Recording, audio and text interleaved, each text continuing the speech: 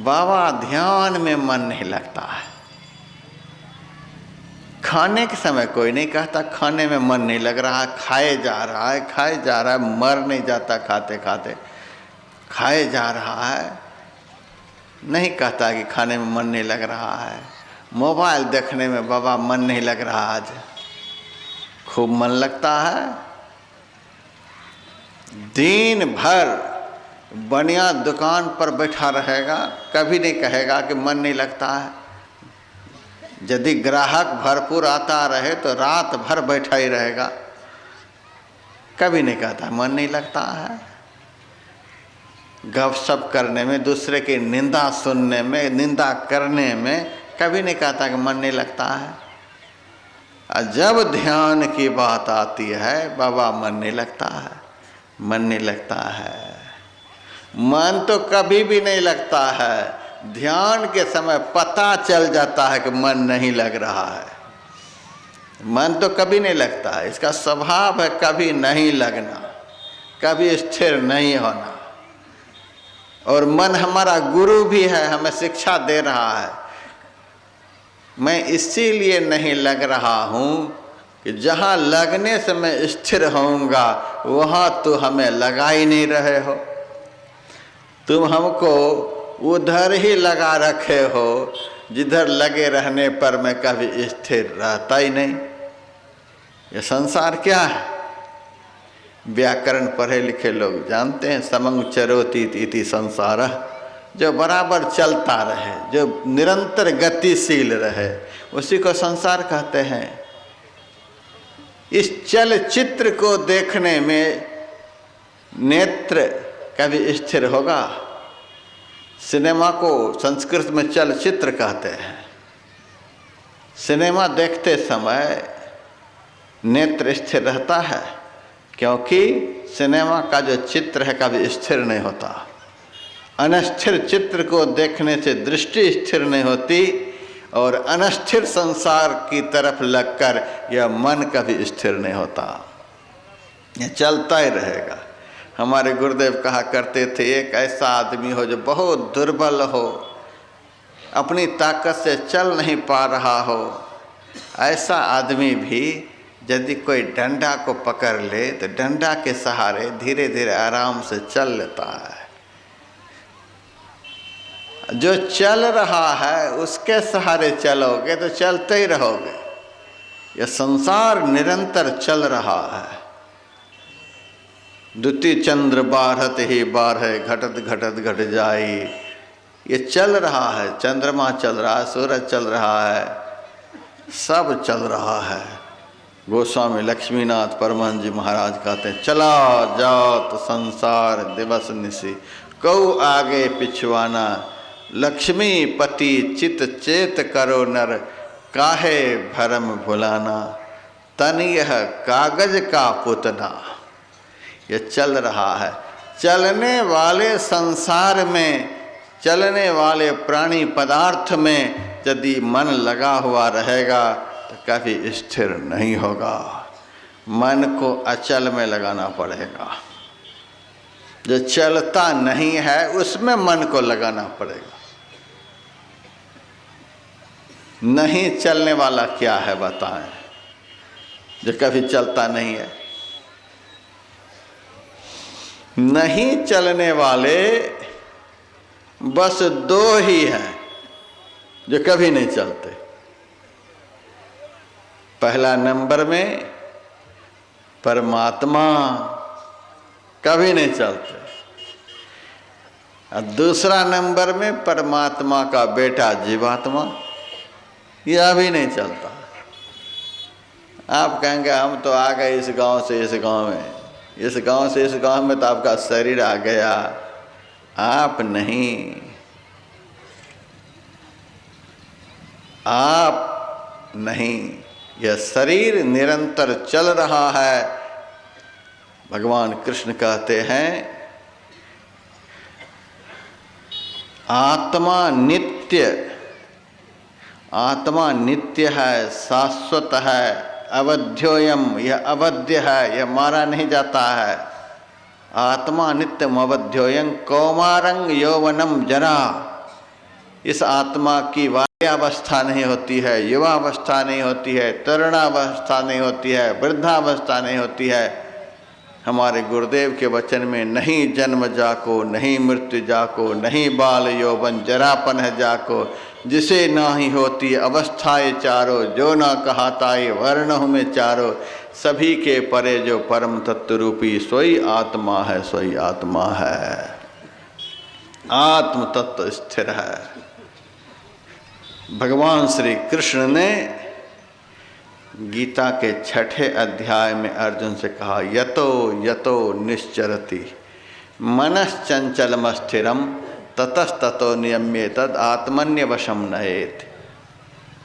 अर्जुन, यह चंचल और चलायमान मन जहाँ जहाँ जाए वहाँ वहाँ से लौटा लौटा करके, तुरत तुरत लौटा लौटा करके आत्मन्य वशम नयेत, अपनी आत्मा में लगाओ। यह आत्मा कहाँ है जो आत्मा में मन को लगाए? बहुत सहज है, बहुत सहज है, नहीं समझने पर महाकठिन है। आत्मा इस शरीर में कहाँ है जहाँ इस मन को लगाएंगे? दोनों का घर एक ही है। इस शरीर में आत्मा जहाँ पर रहता है वहीं पर यह मन भी रहता है। दोनों का एक ही जगह घर है। उसी घर का नाम है शून्य महल। उसी घर का नाम, उसी जगह का नाम सुषुम्ना है, 10वां द्वार है। कबीर की वाणी में नैनो माही मन बसे, दोनों आँखों के मध्य क्या है? अज्ञान चक्र है, 10वां द्वार है, सुषुम्ना है। नैनो माही मन बसे, दोनों आँखों के मध्य में मन बसे। और जीव कहाँ बसता है? योग शिखोपनिषद में है, बिंदु मध्य जीवात्मा सूक्ष्म रूपेण वर्तते। दोनों आँखों की धाराएं जब आपस में मिलती हैं तो एक चिन्ह प्रकट होता है। उस चिन्ह का नाम बिंदु है। बिंदु के मध्य में जीव का निवास है, नयन के मध्य में मन का निवास है। दोनों एक ही साथ रहता है। लेकिन मन वहाँ से संसार की तरफ देख रहा है और चेतन इस मन को देखने की ताकत दे रहा है।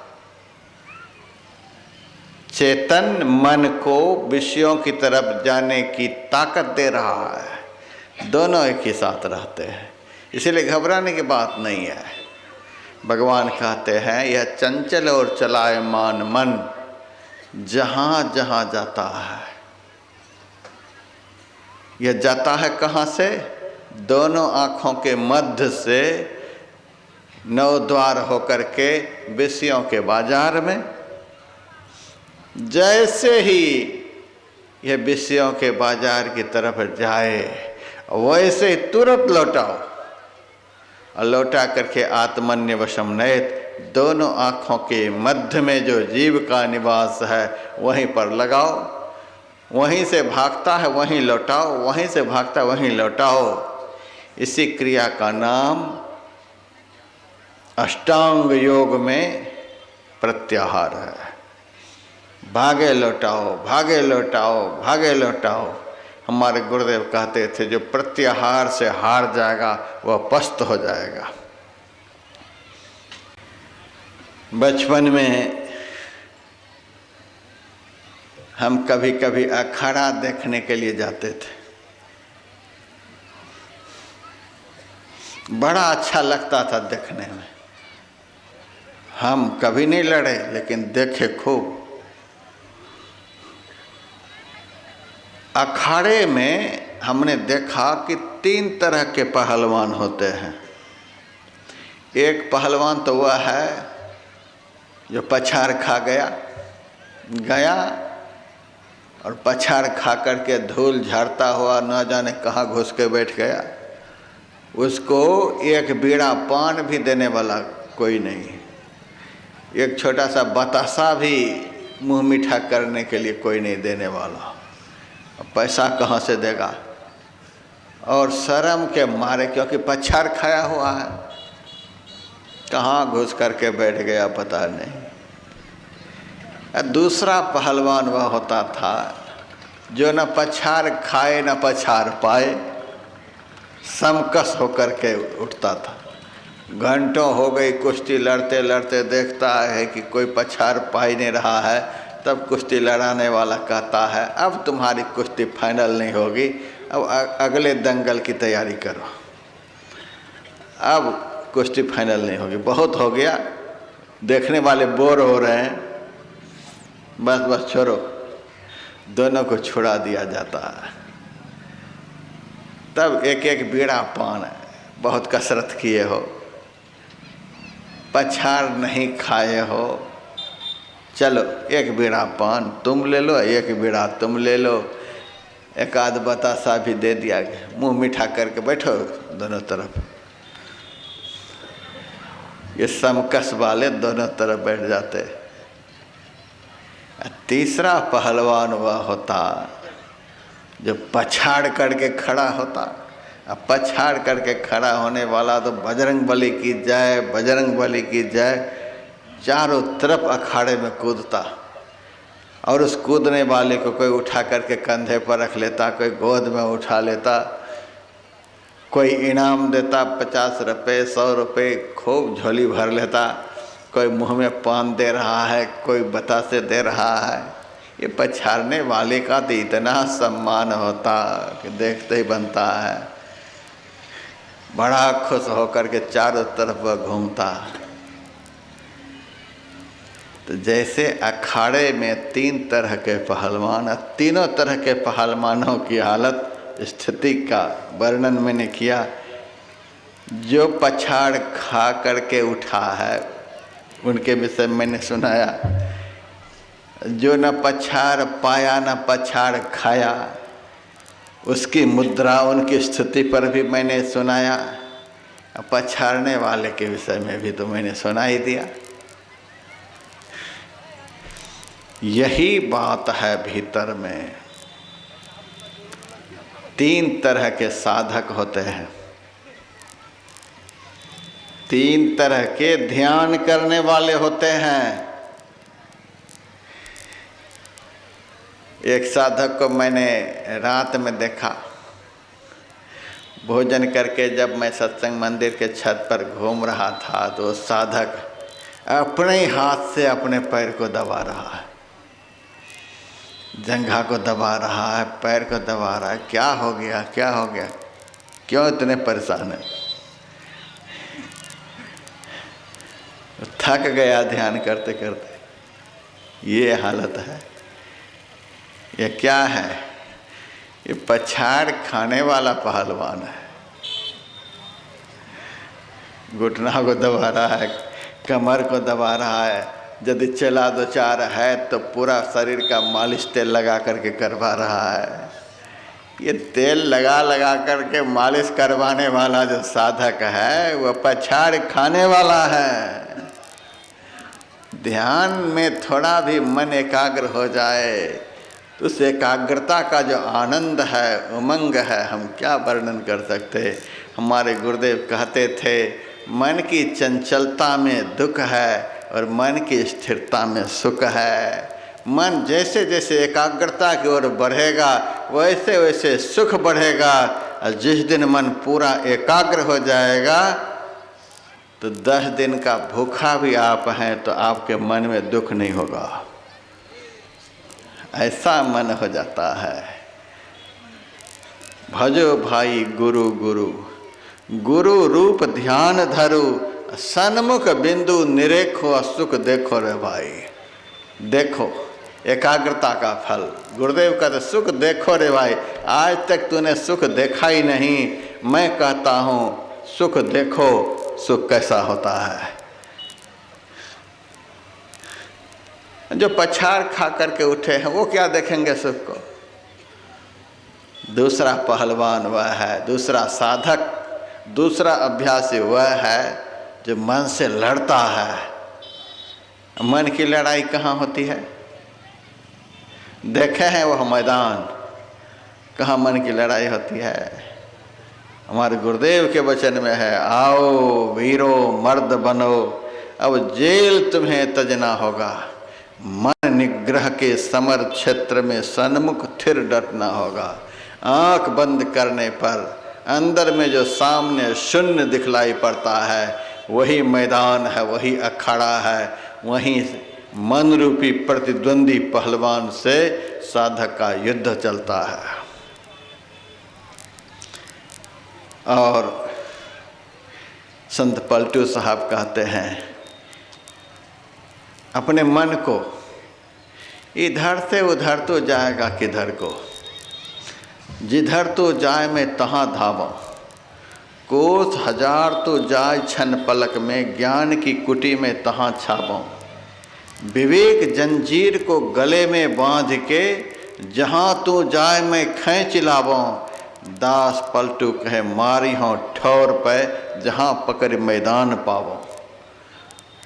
वह मैदान कहाँ है? हमारा घर जहाँ है शरीर का, हमारे घर के सामने एक धोबी का घर है, 4 भाई वह धोबी। सबसे दुबला पतला जो भाई था वो सबसे लड़ाकू, सब भाई से वह लड़े, मार खूब खाए, लड़े और मार खूब खाए। लेकिन गरजे खूब, मोहल्ला भर के लोग जमा हो जाए, मार भी खाए, गरजे भी खूब, मोहल्ला जमा हो जाए। मोहल्ला जब जमा हो जाए तब उनको पता है कि अब हमें मारने देगा नहीं, इतने सारे लोग जमा हो गए तो मारने देगा नहीं। तब तो और कूदे और कूदे। अब कोई भाई उनको मारने के लिए दौड़े तो तुरंत लोग पकड़ ले उसको, कोई दौड़े तो तुरंत पकड़ ले। ज़्यादा भीड़ भाड़ देखे तो ज़्यादा वो कूदे, भीड़ भाड़ में वो कमज़ोर ज़्यादा कूदता है। अब तो कोई मारने देगा नहीं। तब घर के लोगों ने, 3 भाइयों ने सोचा, विचार बनाया, इस पापी को बिना हल्ला किए ही मारेंगे। हल्ला करते हैं तब दुनिया के लोग जमा होते हैं, इसको पकड़ के मुंगरी से किवाड़ी बंद करके कूटेंगे, हल्ला करने ही नहीं देंगे इसको, कोई रहेगा ही नहीं। दुनिया भर के लोग जमा होते हैं तो डंडा चलाते भी हैं तो कोई पकड़ लेता, कोई पकड़ लेता है। बिल्कुल कोई नहीं रहे, खाली आंगन में मुंगरी लेकर के इनको मारेंगे। वही पलटू साहब कहते हैं, दास पलटू के मारी हों ठौर पर, जहाँ पकड़ मैदान पावो। जहाँ मन के साथ आँख है, कान है, नाक है, जिह्वा है, त्वचा है, हाथ है, पैर है, मुंह है, गुदा है, लिंग है, ये सारी इंद्रियों के साथ जहाँ मन है वहाँ मन से लड़ना बहुत मुश्किल है। 10वां द्वार में ये 10 इंद्रियों का संग मन को छूट जाता है, मन वहाँ अकेला पड़ जाता है। तब साधक कहते हैं, दास पलटू कहे मारी हों ठौर पे, अब वहाँ मुगदर चलाओ तो हौसला पस्त हो जाएगा। दास पलटू कहे मारी हों ठौर पर, जहाँ पकड़ मैदान पावो। आँख बंद करने पर जो सामने शून्य मालूम पड़ता है वहीं अखाड़ा है। मन ही हमारा प्रतिद्वंदी पहलवान है और इसी को हम शत्रु भी कह सकते हैं। हमारा प्रतिद्वंदी पहलवान मन है और हमारा जन्म जन्म का प्रबल शत्रु मन है। हमें तो बड़ा दुख होता है, हमें बड़ा दुख होता है जब लोग भाई भाई में लड़ते हैं, बाप बेटे में लड़ते हैं, पति पत्नी में लड़ते हैं, पड़ोस के लोग पड़ोस के लोगों से लड़ते हैं, एक गांव के लोग दूसरे गांव के लोगों से लड़ते हैं, गुरु भाई में लड़ते हैं, गुरु चेले से लड़ते हैं, चेले गुरु से लड़ते हैं। ये बाहर की लड़ाई देखकर तो हमें बड़ा दुख होता है। अरे तुम्हारा शत्रु कौन है? तू लड़ रहा है किससे? भाई के शत्रु नहीं है। जिस शत्रु के कारण तुम्हें सारा संसार शत्रु नजर आ रहा है, उस शत्रु को आज तक तू देख नहीं पाया, उस शत्रु से आज तक तू टक्कर नहीं ले पाया। संत के लिए कहा जाता है शास्त्र में, अजात शत्रवः शांता साधवो साधुभूषणा। संत जो होते हैं शत्रुओं से आजाद होते हैं। संत का यही परिचय, जिनका संसार में कोई शत्रु नहीं, शत्रुओं से आजाद हो गए, दुनिया में कोई शत्रु नहीं। वसुधैव कुटुंबकम, सारा संसार मित्र हो गया।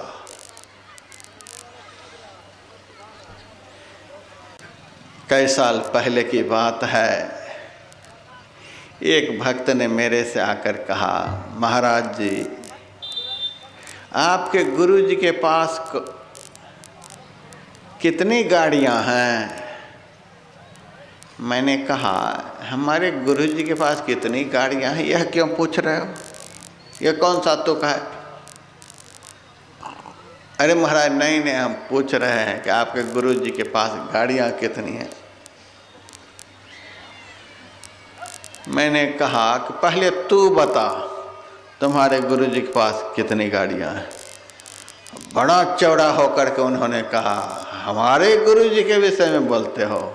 सैकड़ों गाड़ियां हैं आश्रम में, और 10-10 गाड़ियां तो एक ही नंबर की है। एक नंबर की 10-10 गाड़ियां हैं, बहुत कीमती से कीमती, 2-2.5 करोड़ से नीचे की एक भी गाड़ी नहीं है। कब किस गाड़ी में हमारे गुरुजी बैठते हैं पता नहीं। मैंने कहा तुम्हारे गुरुजी जिन गाड़ियों में बैठते हैं उस गाड़ी का नाम क्या है? नाम बता दिया। कितने पैसे की है वह बता दिया। मैंने कहा ड्राइवर भी तो होगा? हाँ ड्राइवर चलाता है। डीजल खाती है कि पेट्रोल खाती है? पेट्रोल खाने वाली गाड़ी है। अच्छा पेट्रोल खाती है। और प्रति घंटा उसकी स्पीड कितनी है? महाराज यदि रोड बढ़िया हो, क्लियर रोड हो, प्रति घंटा 250 किलोमीटर की स्पीड में चलती है। मैंने कहा तब कोई खास गाड़ी नहीं है। कहा आपके गुरुजी के पास कौन सी गाड़ी है? कहा इस साल मैं नहीं बताऊंगा, अगले साल जब आऊँगा तब बताऊंगा। क्या मेरे मुंह से निकल गया, अगले साल बताऊंगा। वह अपना मुंह किए चला गया। फिर दूसरे साल उसी शहर में मैं गया और हमारी आँख सुदर्शन चक्र की तरफ पंडाल में घूमती है। कौन सत्संगी आया है सत्संग में, कौन नहीं आया, सबको हमारी आँख देखती है। उसी भक्त की तरफ हमारी आँख घूम रही थी। वो भगत कहाँ है? संयोग से पीछे बैठा हुआ था, हमने देख लिया। जब आरती हुई तब मैंने उस भक्त को इशारे से बुलाया। मेरे पास आया। मेरे पास आने पर मैंने उनसे पूछा आजकल तुम्हारे गुरुजी कहाँ हैं? शर्म के मारे बोले नहीं। अरे बोलते क्यों नहीं गुरुजी कहाँ हैं? क्या बताऊं महाराज, जेल में है। गुरुजी जेल में हैं? हाँ। इतनी गाड़ियाँ हैं फिर भी जेल में हैं। ये गाड़ी गुरुजी को जेल से नहीं बचा पाई। कहले कैसे वे ले जाने वाले लेकर चले गए, कैसे पहचान गए किसी गाड़ी में गुरुजी हैं? महाराज ले गए, अब ज़्यादा फजीहत मत करो। ले गए। मैंने कहा अब मेरे से सुनो हमारे गुरुजी की गाड़ी का नाम। हमारे गुरुजी के पास बस एक ही गाड़ी है और उस गाड़ी का नाम है मन। उस गाड़ी का नाम है मन।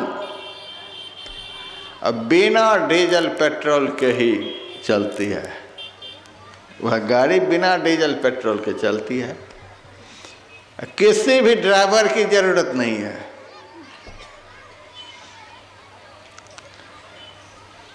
और अब स्पीड की बात करो, पल ही में फिरे नवखंड और ब्रह्मांड सब।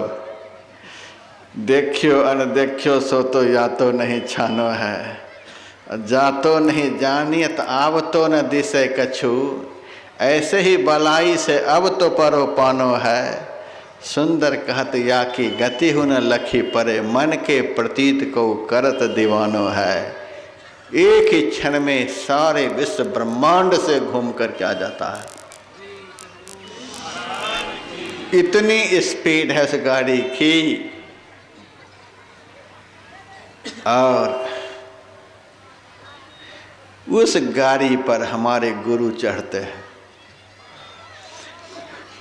चढ़ने वाले वो होते हैं जो गाड़ी को कंट्रोल करके रखे।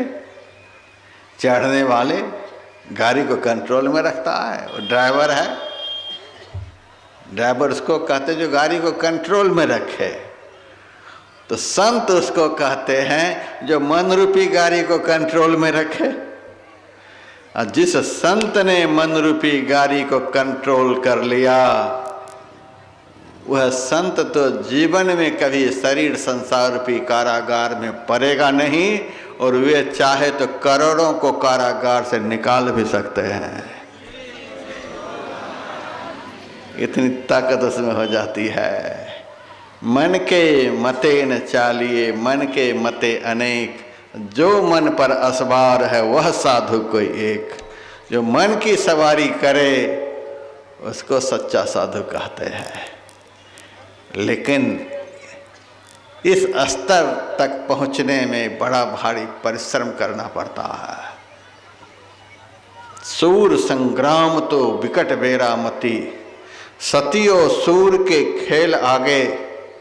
सती संग्राम है पलक दो चार का, सूर संग्राम पल एक लागे। साध संग्राम है रैन दिन जूझना, जन्म पर्यंत का काम भाई। कहे कबीर टुक बाग ढेली करे, उलट मन गगन सा जमी आही। अनेक जन्म जब सिद्ध होवे, अंत संत कहावनम। मन रूपी प्रबल शत्रु से तो जन्मों जन्मों तक लगातार लड़ना पड़ता है, तब यह मन किसी भाग्यवान भजनीक पुरुष के काबू में आता है। एक दो जन्म की बात नहीं, जन्म पर्यंत की काम भाई। इतना युद्ध है और आदमी के पास कितनी फुर्सत। महाराज ध्यान करने के लिए समय नहीं मिलता, समय नहीं मिलता। कैसे हल्के में ले लिया है लोगों ने ध्यान को। ध्यान को लोगों ने बहुत हल्के में ले लिया है। समय नहीं कट रहा है लोगों का, बहुत हल्के में ले लिया है ध्यान को। अच्छा करेंगे, अच्छा करेंगे, अच्छा करेंगे। 42 साल का मेरा यह अनुभव है कि दुनिया में इससे कोई कठिन काम हो ही नहीं सकता। मन से लड़ना, मन को पछाड़ना, मन को जीत करके इसको अपने बस में कर लेना, इससे कठिन काम दुनिया में कोई हो नहीं सकता है। और इससे अधिक फलदायक, आनंददायक, सुखदायक, शांतिदायक दुनिया का कोई सत्कर्म भी नहीं हो सकता है। सबसे यदि परिश्रम है, सबसे अधिक यदि परिश्रम है तो सबसे अधिक आनंद भी है। संसार में तो लोग भूसा कूट रहे हैं, दिन रात कूट रहे हैं, अनादिकाल से कूट रहे हैं और परिणाम में छाती पीट रहे हैं। संसार में दुनिया के लोग अनादिकाल से भूसा कूट रहे हैं और परिणाम में हाथ मल रहे हैं, छाती पीट रहे हैं। और ध्यान करने वाले परिश्रम तो अनादिकाल से कर रहे हैं, लेकिन आनंद दिन रात भोग रहे हैं। यह सार्थक श्रम है। परिश्रम तो बहुत है, लेकिन बड़ा सार्थक श्रम है। भूखा में भी आनंद कम नहीं, प्यासे रहने पर भी आनंद कम नहीं। पूरा संसार आपका दुश्मन हो जाए तो भी आनंद कम नहीं। यह तो आनंद का सौदा है, यह तो सुख का सौदा है, यह तो शांति का सौदा है। बाबा साहब कहते थे संत मत का सौदा नगद सौदा है, करो पाओ, करो पाओ, लड़ो फिर देखो क्या आनंद है। दूसरा पहलवान जो होता है, लड़ने वाला होता है, न तो पछाड़ पाता है मन को, न मन से पछाड़ खाता है। 1 घंटा के लिए बैठता है तो यही चलता है, न मन को पछाड़ पाता, न मन से पछाड़ खाता। मन से पछाड़ नहीं खा, इसका मतलब शरीर हमारा सीधा है, अंग प्रत्यंग स्थिर है, आँख मुंह बंद है, दृष्टि दोनों आँखों के मध्य में है। वहाँ से हमारा मन हमें इधर उधर ले जाना चाहता है, वहाँ से हमारा मन हमको डामाडोल करता है। जो वहाँ से डामाडोल नहीं होता, डामाडोल करता है फिर स्थिर हो जाता है, डामाडोल करता है स्थिर हो जाता है, डामाडोल करता है स्थिर हो जाता है। ऐसा ही घंटा भर चलता है। ऐसा भी करके कोई अभ्यासी उठे, फिर उसको पता चलेगा सारा दिन वह आनंद में झूमता हुआ रहेगा। प्रत्याहार करके भी कोई उठे, फिर देखे भजन का आनंद, फिर देखे ध्यान का आनंद। यह तो अभी लड़ ही रहे हैं, पछाड़े कहाँ है। लड़ने में भी आनंद है। भाई भाई से लड़ने में कितना कष्ट होता है। एक तो ज़्यादा बुरी तरह से पीटता ही है, फिर मुकदमा चलती है। भाई भाई से लड़ने में दुख होता है, बाप बेटे से लड़ने में दुख होता है, पति पत्नी से लड़ने में दुख होता है, एक दूसरे से लड़ने में दुख होता है। ये संसार के लड़ाई में दुख होता है। और मन से यदि कोई दिन रात लड़े तो आनंद प्राप्त होता है, सुख प्राप्त होता है। लड़ो फिर पता चलेगा, लड़ो नहीं ऐसे ही मैदान छोड़ करके भाग जाओ, तब की बात मैं नहीं करता। आंख बंद किया चुपचाप बैठे हैं, कभी कलकत्ता जा रहे हैं, कभी मुंबई जा रहे हैं, कभी कहीं कभी कहीं। रानी रासमणी बंगाल की रानी थी। रामकृष्ण परमहंस देव जी महाराज से एक दिन कहती है, ठाकुर सुनती हो आप भजन बहुत बढ़िया गाते हो, एक भजन मुझे सुनाओ। ठाकुर भजन गाने लगे। रानी रासमणी सुनते सुनते उसका मन कहीं से कहीं चला गया। अब मुकदमे की तरफ उसका मन चला गया और संत भजन गा रहे हैं। जैसे उनका मन मुकदमे में लगा, रामकृष्ण परमहंस भजन छोड़ करके उठे, एक थप्पड़ कान में लगा दिए। हमें भजन गाने के लिए कह दिया, हम इतने फालतू आदमी, हमें भजन गाने के लिए कह दिया, हम भजन गाने लगे, अब तो मुकदमे में लग गई। इतने फालतू आदमी हम हैं। रानी रासमणी को दुख नहीं हुआ, वे ठाकुर के चरण में लिपट गई। हे संत, आपको हम पहचान नहीं पाए, आप कैसे जान गए कि हम मुकदमे में। मन से लड़ाई लड़ने में कितना आनंद, आनंद तो होता ही है, धीरे धीरे वह अंतर्यामी भी बन जाता है। मन से लड़ने वाले को तो आनंद होता ही है और अंतर्यामी भी बन जाता है। किसके मन में क्या हो रहा है वह सब जानता है, किसके मन में क्या होता है। हमारे गुरुदेव तो कहा करते थे, मेरे पास ऐसे ऐसे आदमी आते हैं, ऐसी ऐसी भावना लेकर के आते हैं, यदि मैं कह दूं तो दोबारा नहीं आएगा। ऐसा ऐसा आदमी आता है। एक ऐसा पापी आदमी आया कुप्पा घाट में जो चोरी का बंदूक खरीदना चाहता था, लेकिन उनकी निष्ठा गुरु महाराज में थी। एक बार गुरु महाराज से आदेश ले लेते हैं, वे यदि कह देंगे तो खरीद लेंगे। अब पूज्यपात महर्षि संत सेवी परमानंद जी महाराज के पास उन्होंने पैरवी लगा दी। हम मुंगेर जा रहे हैं चोरी के बंदूक खरीदने के लिए। यदि गुरु महाराज का आदेश हो जाता तो रास्ते में कोई पकड़ धकड़ नहीं होता, आराम से आ जाते लेके। महर्षि संत सेवी परमानंद जी महाराज ने कहा, मैं इस बात के लिए नहीं पैरवी लगाऊंगा। कहा, आदेश तो हमें चाहिए ही। कहा, आदेश चाहिए, आपकी निष्ठा है तो आप इस गुरु महाराज के कमरे के इर्द गिर्द रहिए। गुरु महाराज आजकल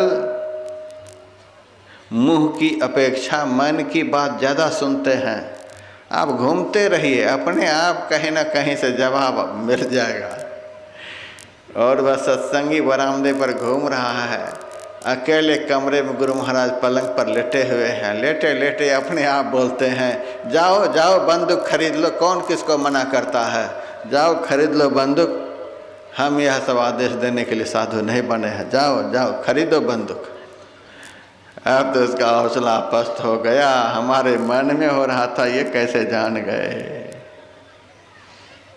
मन रूपी शत्रु को जिन्होंने जीत लिया, क्या हम कहें आप लोगों को। 2400 घंटे आनंद। दुनिया में कोई शत्रु नहीं बचेगा।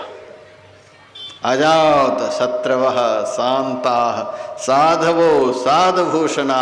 साधुओं का भूषण बन जाता है जो मन रूपी शत्रु को जीत लेता है। दुनिया में कोई शत्रु नहीं।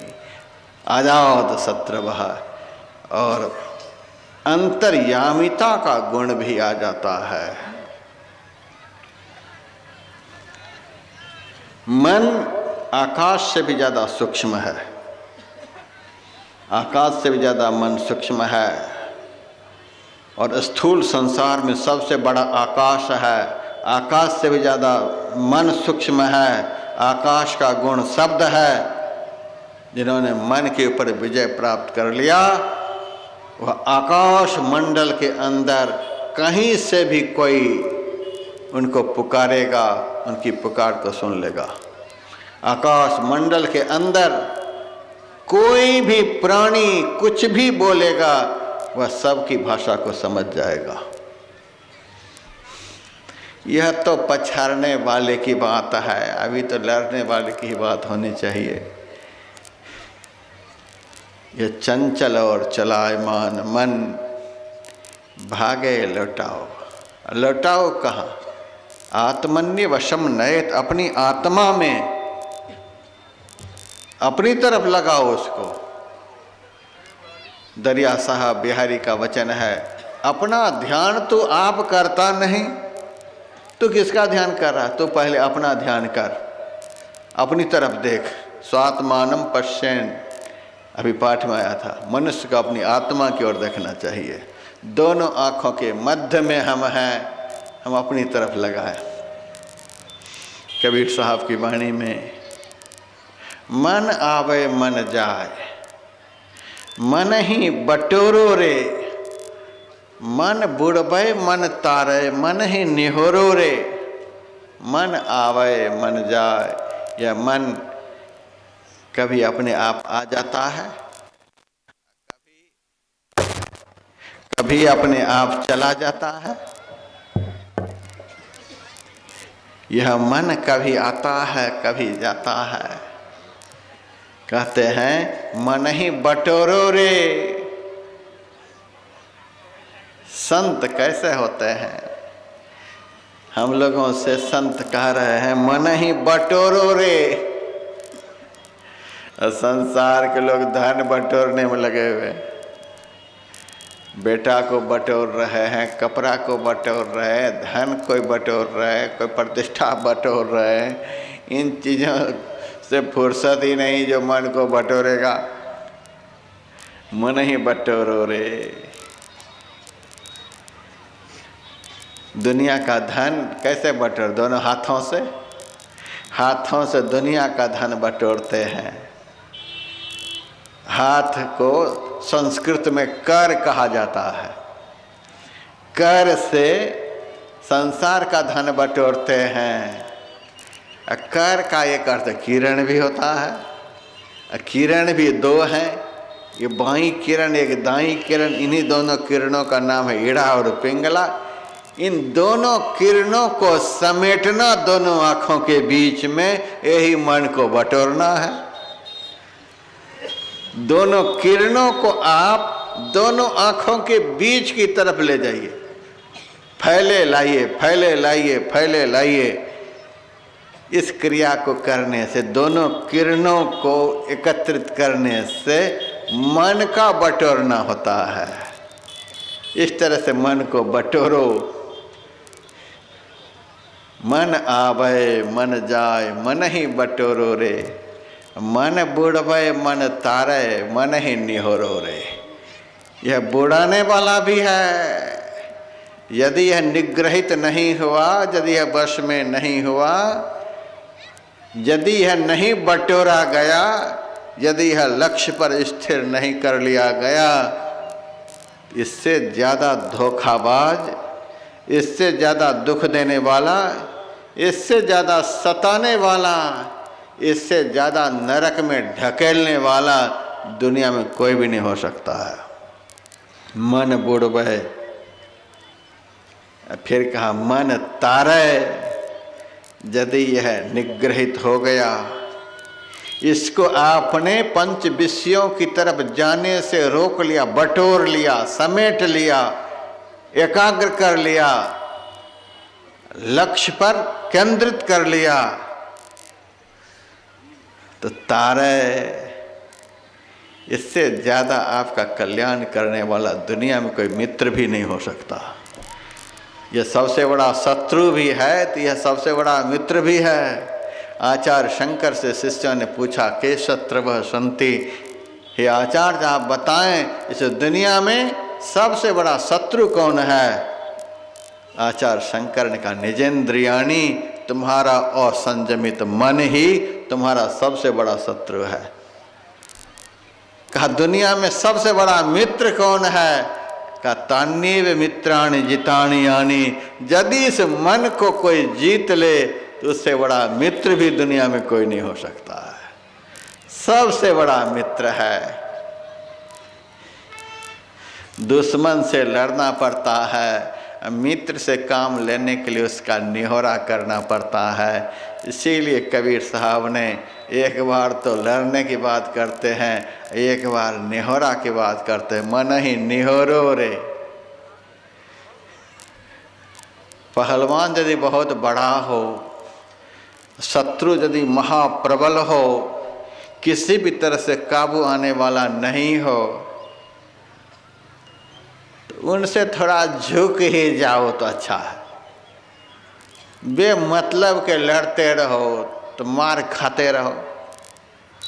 यदि शत्रु महाप्रबल है, किसी भी तरह से जीता जाने योग्य नहीं है, तो ऐसे महाप्रबल शत्रु के सामने हाथ ही जोड़ लेने में भलाई है।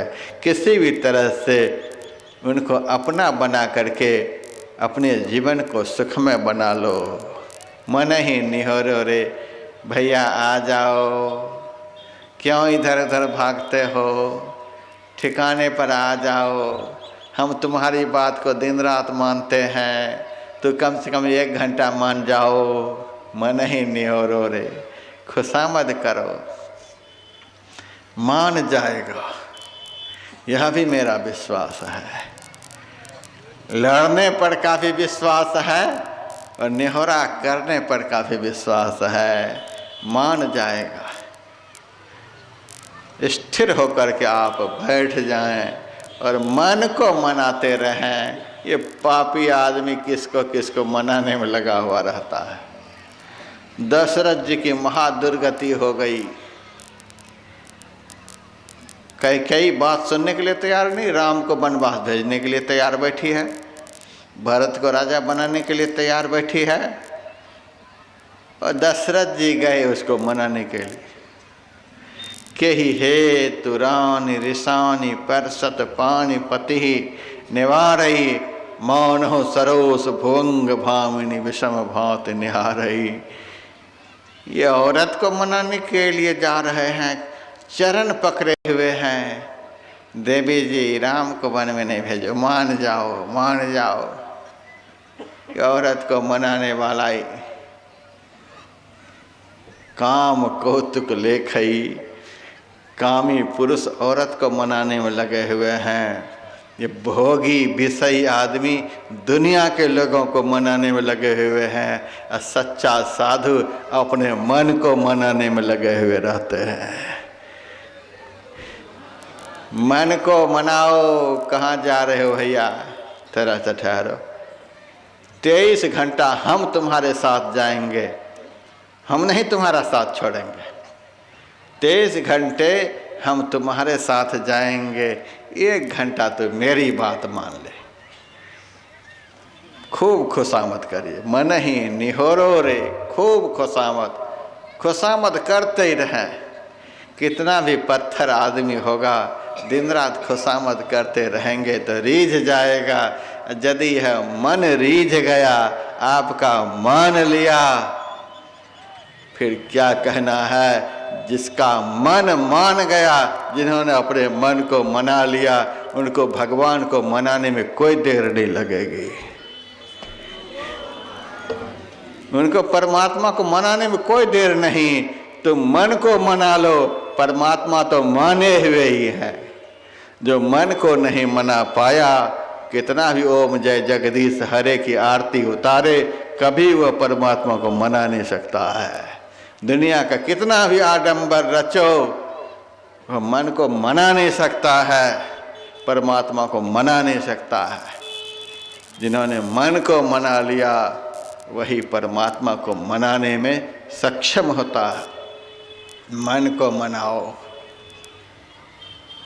और जिस क्रिया के द्वारा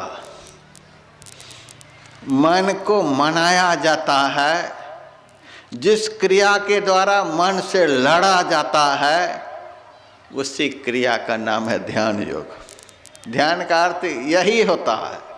आप लोग ज़्यादा अर्थ की तरफ नहीं जाइए। ध्यान का अर्थ यही होता है, मन से लड़ना, मन को मनाना। लड़ करके मना लो, चाहे खुशामद करके मना लो, किसी भी तरह से इस मन को मना लो, इसी का नाम है ध्यान। नो ध्यानं ध्यान मित्याहुर ध्यानम शून्यगतम मन तस्य ध्यान प्रसादेन सौख्यं मोक्षं न संशय। ध्यान को ध्यान नहीं कहते, शून्यगत मन का नाम ध्यान है। ध्यानम निर्विषयम मनः, निर्विषय मन का ही नाम ध्यान है। मन को विषयों से रहित कर दे, मन को शून्य बना ले। कुछ भक्त कहते हैं महाराज ध्यान में कुछ नहीं दिखलाई देता है, ध्यान में कुछ नहीं दिखलाई देता है। फिर तो हम कह ही देते हैं, फिर तो ध्यान बन गया। तुम कहते ध्यान में कुछ नहीं दिखलाई देता है, तो ध्यान बन गया। ध्यान में यदि बाहर का कुछ भी नहीं दिख रहा है तो ध्यान हो गया। जब बाहर का दिखना बिल्कुल बंद हो जाता है, तब अंदर का दिखना शुरू हो जाता है। और जब तक बाहर का कुछ ना कुछ भीतर आता रहेगा, तब तक भीतर में कुछ भी नजर नहीं आएगा। बिल्कुल कुटिया को, बिल्कुल मैदान को खाली करना पड़ेगा। शून्य शहर में बास हमारी, जहाँ सर्वंगी जावे। अपने को शून्य बनाना होगा, बाहर से शून्य। एक संत कहते थे, भरे हुए घड़ा को भगवान भी नहीं भर सकते। ये घड़ा है, पानी से बिल्कुल भरा हुआ है, अब उसको भगवान क्या भरेंगे? भरे हुए को भगवान भी नहीं भर सकते। यदि घड़ा खाली हो तो 5 साल का बच्चा भी भर देगा। उसी तरह से जिसका मैदान संसार के पंच विषयों से भरा हुआ है, उसको भगवान भी कुछ नहीं दिखला सकता।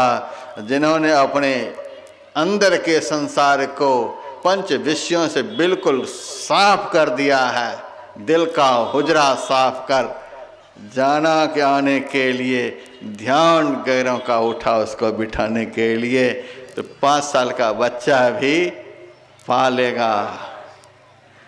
5 साल का बच्चा भी अंदर का आनंद पा लेगा ध्यान के द्वारा। यही होता है। कम से कम लड़ करके भी कोई उठे तो दिन भर मस्त रहेगा।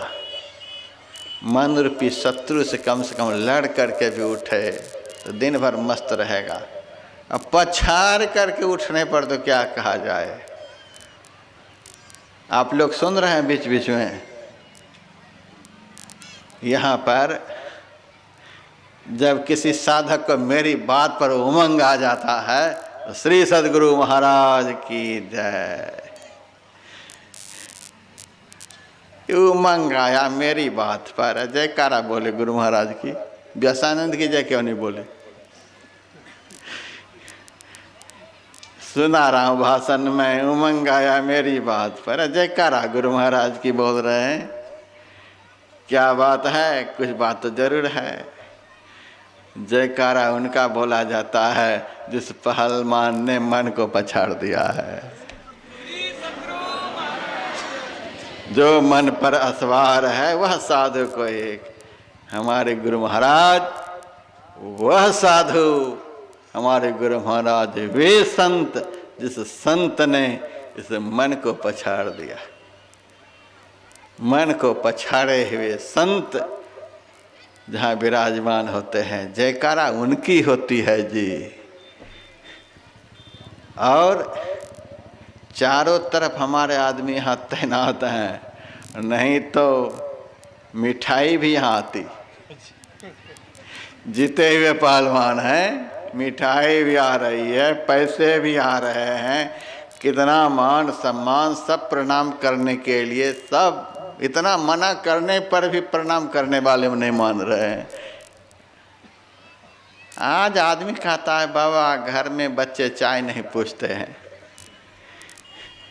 आज 1-2 बच्चे घर में माँ बाप को चाय नहीं पूछ रहे हैं। उन्हीं का पैदा किया हुआ वह बच्चा, उन्हीं का बनाया हुआ घर, उन्हीं का बनाया हुआ सब कुछ, आज उन्हीं को घर में चाय नहीं मिल रही है।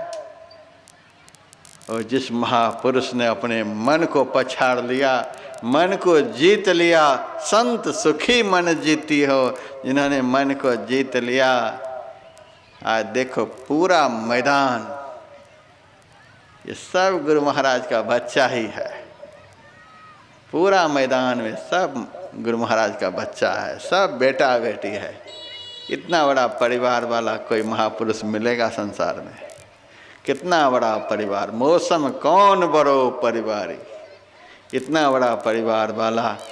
सब बच्चे पैसे चढ़ाने के लिए उत्सुक हैं। कोई अंगूर लेकर के तैयार बैठे हैं, कोई किशमिश लेकर के तैयार हैं, कोई हाथ जोड़ने के लिए तैयार हैं, कोई जयकारा पर जयकारा बोल रहे हैं। ये जीते हुए पहलवान का ऐसा ही आदर होता है। जीत जाओ। और ध्यान के अलावा मन को जीतने का कोई उपाय नहीं। नान्यो भेदः कदाचन। यह फागुन का महीना चल रहा है। फागुन के महीना का उपदेश हमारे गुरुदेव ने पदावली में दिया है। मास फागुन मस्त होय के कियो बहुत बनाव हो, ऊंच महलन जटित मणिगण सुख तबहु नहीं पाव हो। कूल भल अरु रूप भल अरु त्रिया भल पायो सही, सुख तबहु नाही मिले जो ध्यान बन पल हो कहीं। सारी दुनिया का सब कुछ मिल जाएगा, जिस रफ्तार में दुनिया का मिलेगा उसी रफ्तार में दुनिया में यह मन भागेगा। यदि ध्यान आप करेंगे तो भागने का रफ्तार कम होना शुरू हो जाएगा। ध्यान उसी क्रिया का नाम हो जिस क्रिया के करने से मन का भागने का जो रफ्तार है प्रति किलोमीटर इतना, वह कम होने लग जाएगा। कम होते होते होते होते द्वादशांगुल पर्यन्ते नासाग्रे विमलेम्बरे संविदृशि प्रशामंत्याम प्राणस्पंदो निरुध्यते। द्वादशांगुल कहते दोनों आँखों के मध्य स्थान को। वहाँ पर जैसे दृष्टि एकाग्र हुई, प्राण स्पंदो निरुद्धते, प्राण का हिलना बंद हो जाएगा। जैसे दृष्टि एकाग्र वैसे चेतन का सिमटाओ, चेतन का सिमटाव होते प्राण का स्पंदन हिलना बंद, और प्राण का हिलना बंद तो मन का चलना बंद। मन का चलना बंद हो गया। जैसे मन का रफ्तार खत्म हुआ, फिर वह रफ्तार से रहित मन अंदर में आनंद पैदा करता है। मन को संतों ने नाग सांप की भी संज्ञा दी है। पहले तो मैंने पहलवान बताया, अब सुनिए मन यह नाग सांप है, सबसे खतरनाक। यह कारे ने सब जग खाया, सतगुरु देख डरी, गुरु ने मोहि दीन ही अजब जरी। ये काला नाग ने सारे संसार के लोगों को परेशान कर दिया है, लेकिन सतगुरु देख डरी, क्योंकि निगृहित इंद्रिय वाले को सदगुरु कहते हैं। सदगुरु का बड़ा डर लगता है इस मन को। और दूसरी जगह कबीर साहब कहते, धरती वेद पताले गयो, शेष नाग को बस कर लियो, बांसुरी बाज सत की तारी, ताते भयो सकल विस्तारी, कमल बीच पटताल ऐसा जानता कोई ख्याल। शेष नाग को बस कर लियो, इस मन को शेष नाग भी कहा गया। भयंकर नाग है। भयंकर नाग के मुंह में दो चीजें होती हैं, एक तो ताल मोगड़ा, तालू में विष होता है। भयंकर नाग के तालू में विष होता है। डसने के समय वह जब उलटता है तो दंशित जगह पर वह विष उलट कर पड़ता है, तो संपूर्ण शरीर को जहरीला बना देता है। ताल मोगरा, उसके तालू में जहर भी होता है। और उस भयंकर नाग के मुंह में मणि भी होती है। दोनों, भयंकर नाग के मुंह में मणि भी है और विष भी है। यदि यह मन विषयों के बाजार में घूमता रहा तब तो डसता रहेगा, अब विष उगलता रहेगा, और जिसके ऊपर विष उगलेगा उसको छटपटाता रहेगा। दुनिया छटपटा रही है उसी विष ज्वाला से। यह मन बारंबार डस रहा है और विषय रूपी विष को उगल रहा है। आदमी सब आकुल व्याकुल हो रहा है। एक दर्शन तो सांप का यह है। सांप के मुंह में मणि भी होती है। मणि का गुण क्या है? कैसा भी भयंकर नाग डस ले, संपूर्ण शरीर जहर से भर जाए, जहां डसा है उस स्थान पर एक सेकंड के लिए उस मणि को कोई सटा दे, संपूर्ण शरीर के जहर का वह मणि शोषण कर लेगी,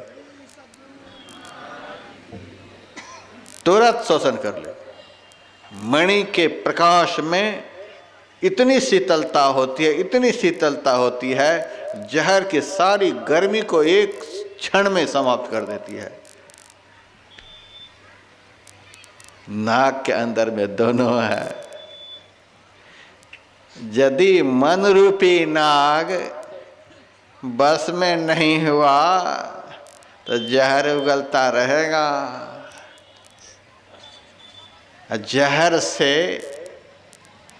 व्याप्त देह वाला जीव सारे जीवन कभी भी शांति की नींद में सो नहीं सकता है। जहर से व्याप्त जिनका शरीर है, जहर के व्याप्त होने से तीनों दोष प्रकुपित हो जाते हैं। वात दोष, पित्त दोष, कफ दोष, ये तीनों दोष को जो एक साथ प्रकुपित कर दे उसी को नाग विष कहते हैं।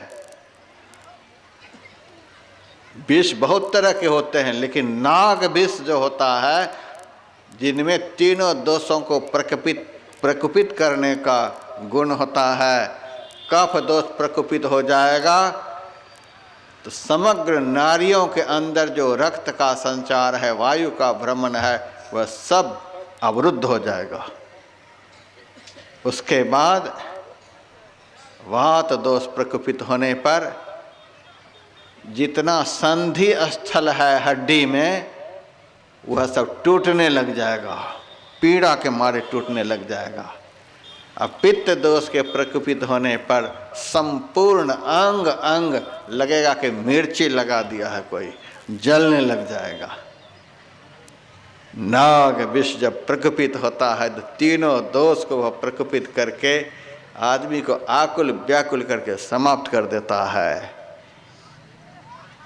मन रूपी नाग सबसे खतरनाक, वही मन रूपी नाग इस जीव को दिन रात डस रहा है। उसी के दंशन से संसार के लोग आज बुरी तरह से दुखी हैं। ऐसी कमरे में भी शरीर तो ठंडा हो जाता है, लेकिन दिमाग ठंडा नहीं होता है। सारी दुनिया परेशान है। इस भयंकर मन रूपी नाग के दंशन से ध्यान साधना के द्वारा अपने को बचा लो। दूसरा है नाग के मुंह में मणि भी। यदि मन रूपी नाग दोनों आंखों के मध्य स्थिर हो गया, चंचल मन विष उगलता है और स्थिर मन अपने मुंह से मणि को उगल देता है। प्रचंड प्रकाश का आप दर्शन करेंगे। मन रूपी नाग यदि स्थिर हो गया, इसी मन रूपी नाग के मुंह में प्रकाश भी है। यदि यह स्थिर हो गया तो देखो आप प्रकाश, सुख देखो रे भाई, देखो कितना प्रकाश आपके अंदर में है। सब खेल है इसी मन के साथ। बाबा मन नहीं स्थिर होता है। यहाँ देखिए आप लोग इतने सत्संगी भाई बहन चुपचाप शांति से बैठे हैं। अभी आप लोगों का मन ज़्यादा उछल कूद मचा रहा है। मन यदि उछल कूद मचाता, इतनी शांति से आप लोग नहीं बैठते। इतनी शांति से जो आप बिना खाए पिए आराम से बैठे हैं, ये मन रूपी नाग सबका भी शांत है, स्थिर है, ज़्यादा उछल कूद नहीं मचा रहा है। यह किसका करामात है बताइए तो? यह करामात है गुरु महाराज रूपी सपेरे का। गुरु महाराज रूपी सपेरे के सामने जो आप लोग बैठे हुए हैं और आप लोगों के अंदर में मन रूपी नाग बैठा हुआ है, इस सपेरे के सामने होने के कारण आपका मन अभी शांत है, उछल कूद मचा नहीं पा रहा है। यहाँ से निकलें, संसार के सामने आप हो जाएं, फिर देखिएगा यह मन कैसे कूदता है। अभी सद्गुरु के सामने है तब यह हाल है। मैं एक बार आ रहा था देहरादून से हरिद्वार के लिए। आपको पता है मेरे पास साइकिल भी नहीं, चाहिए भी नहीं, भगत तो हैं। भगत तो बहुत हैं, लेकिन नहीं नहीं, अपने सुख के लिए साधु नहीं जीता।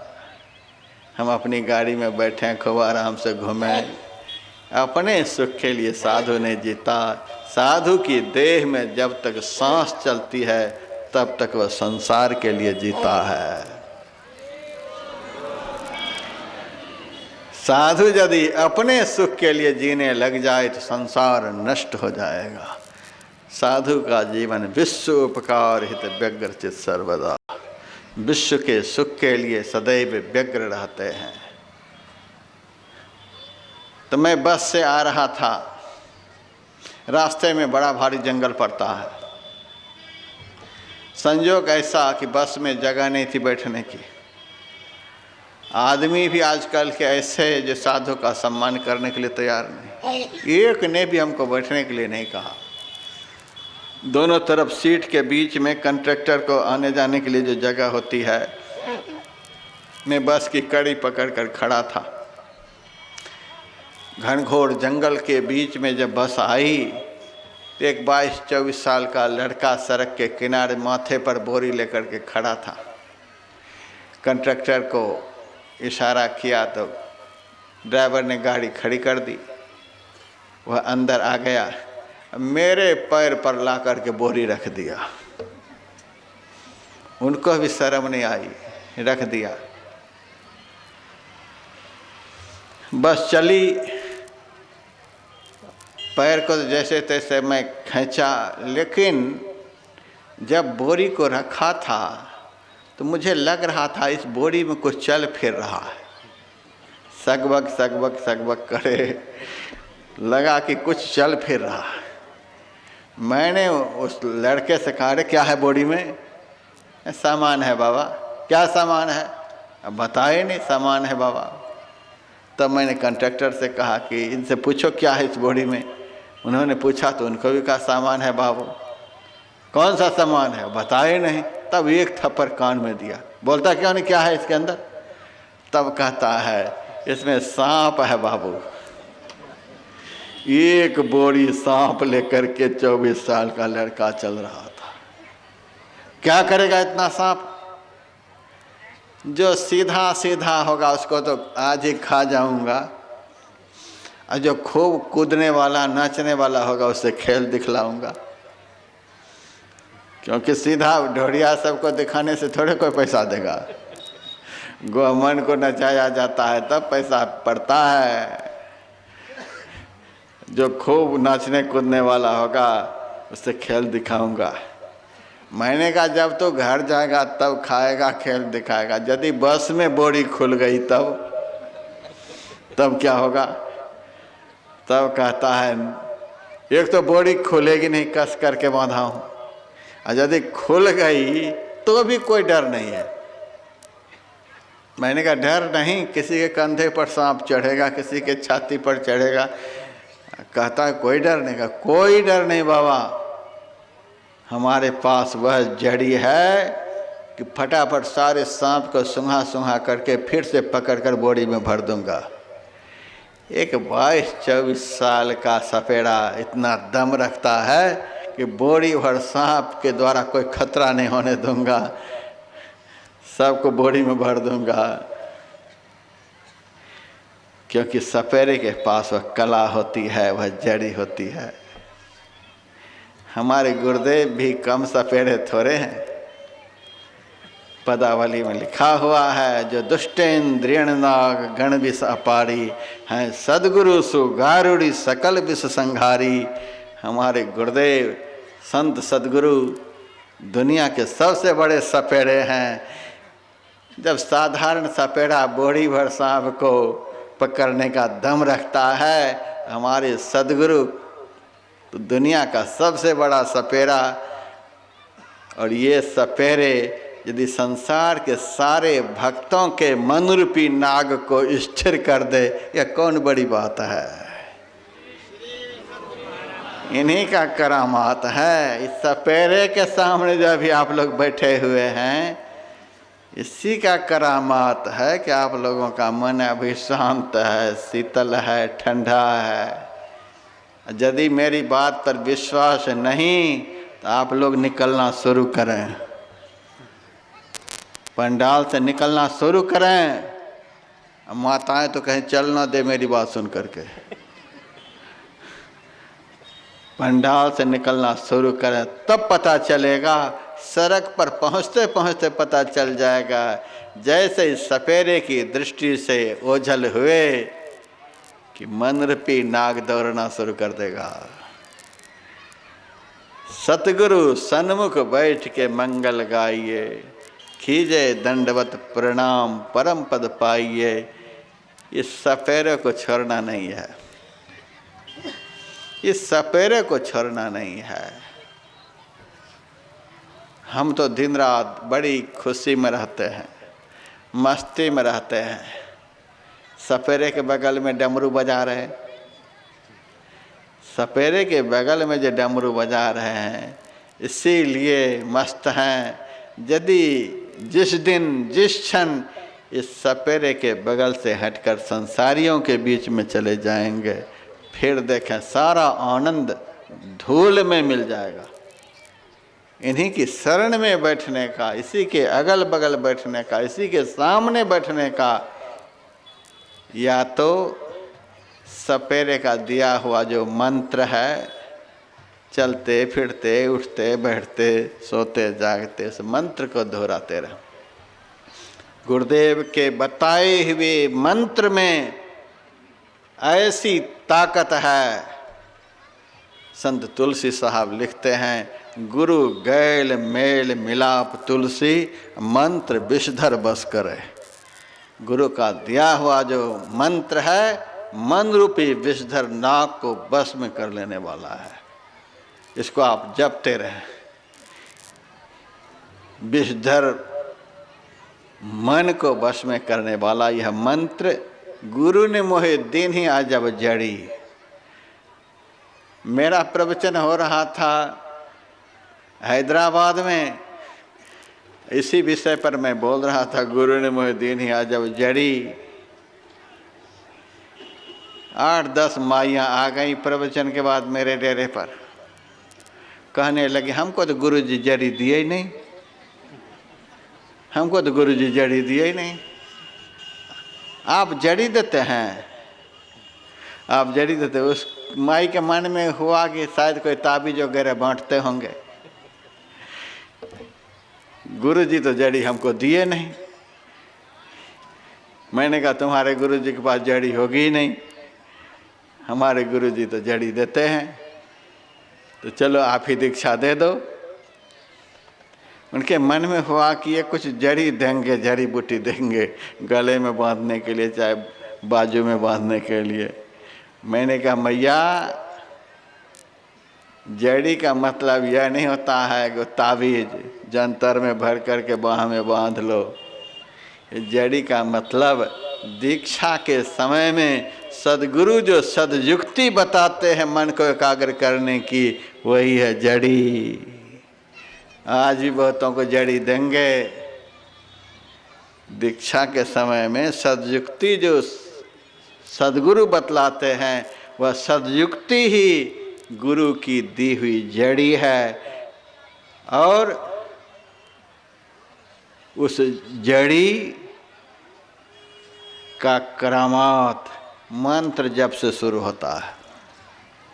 मंत्र जाप दिन रात करते रहें। उसके बाद गुरु महाराज के रूप का चलते फिरते उठते बैठते चिंतन करते रहें।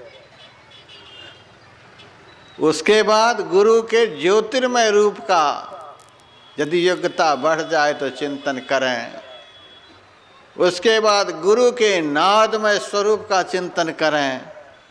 किसी भी तरह से सद्गुरु रूपी सपेरे से अपने को जोड़ करके रखेंगे तो मन रूपी नाग आपको परेशान नहीं करेगा।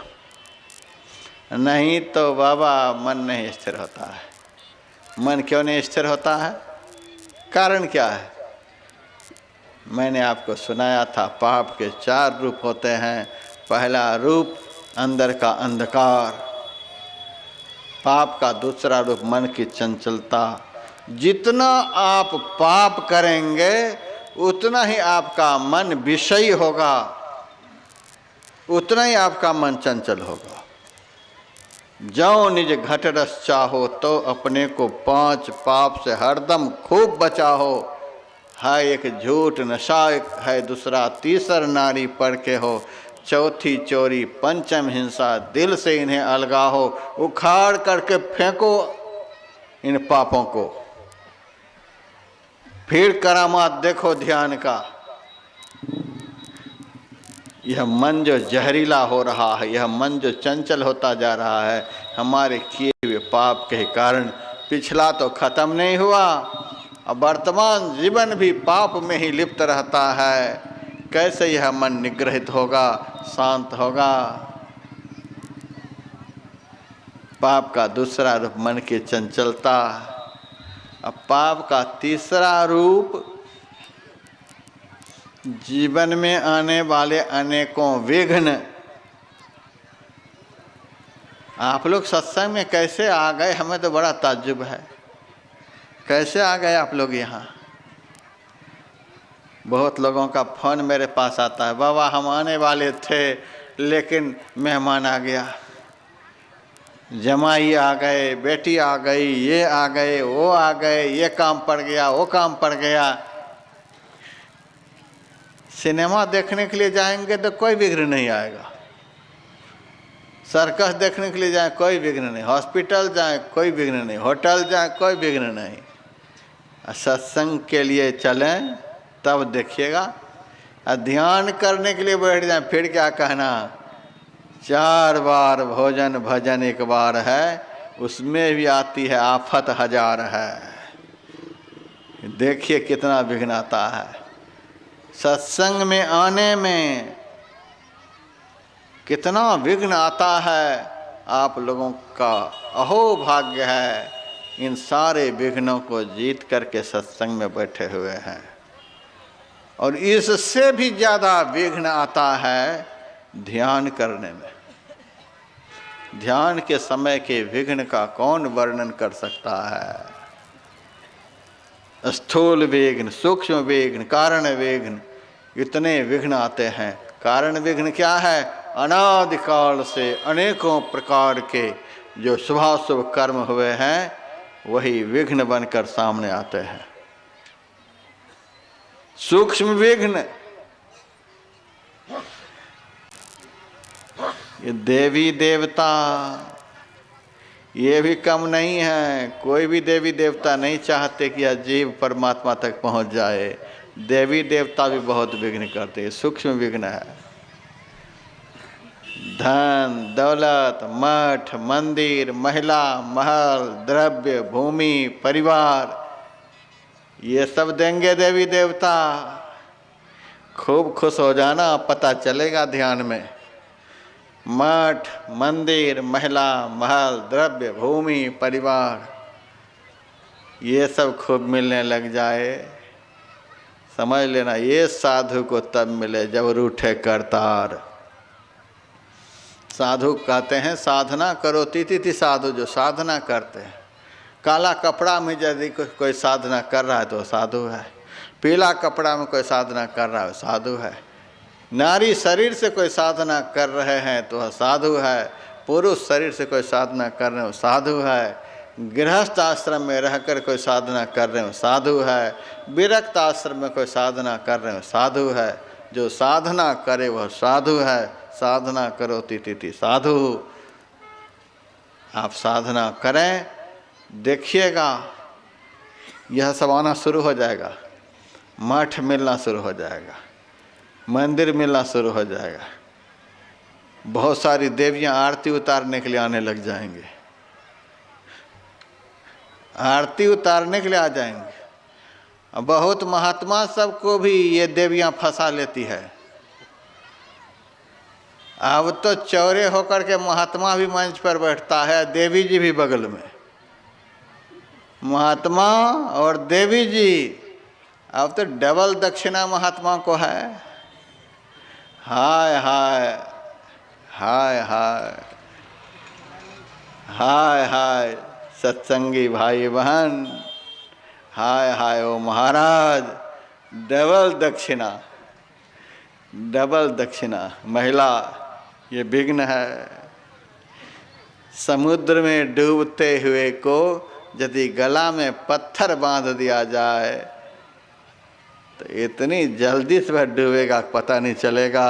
उसी तरह से इस संसार सागर से निस्तार पाने वाले को यदि अमर्यादित ढंग से कोई महिला का संसर्ग हो जाए, उनको डूबने में कोई देर नहीं लगेगी। और आज के समाज को सपोर्ट भी नहीं करना चाहिए। आप लोग सपोर्ट करते हैं, आप लोग कम नहीं हैं, आप लोग मजा लेने वाले सत्संगी हैं। 10 औरत लेकर के महात्मा बैठ जाएं, सब भाषण सुना रहे हैं, बीच में उस कृष्ण बाबा बैठे हुए हैं, राधाएं सब, रुक्मिणी सत्यभामा सब बगल में, और आप लोग प्रवचन सुनने वाले। अरे प्रतिकार करो, प्रतिकार करो, ये धर्म के विरुद्ध हैं। सन्यासी के लिए कंचन और कामनी का संसर्ग महाकलंक है।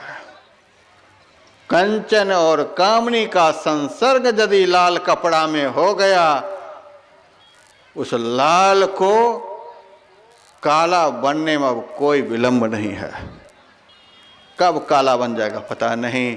इसीलिए लाल वाले को इन दोनों से, जैसे आग से, भयंकर नाग से लोग भयभीत रहता है, वैसे भयभीत रहना चाहिए, तब इज्जत बचेगी।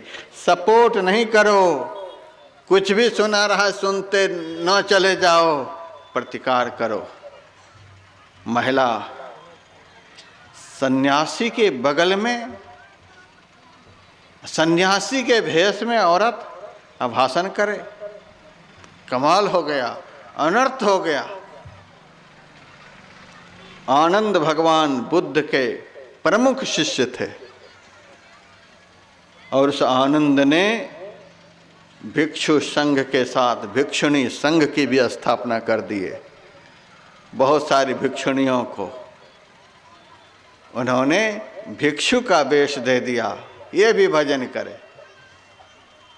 बौद्ध धर्म के 2 मुख्य ग्रंथ हैं, थार गाथा, थेरी गाथा।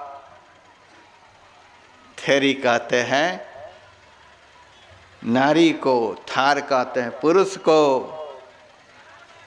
ये दोनों भिक्षु भिक्षुणी संघ के चरित्र हैं। उसमें भगवान बुद्ध ने जैसे ही देखा कि हमारी संस्था में, हमारे धर्म में भिक्षुणी संघ की स्थापना हो गई, आनंद को बुलाया, कहा आनंद तूने यह अच्छा नहीं किया, तूने अच्छा नहीं किया आनंद।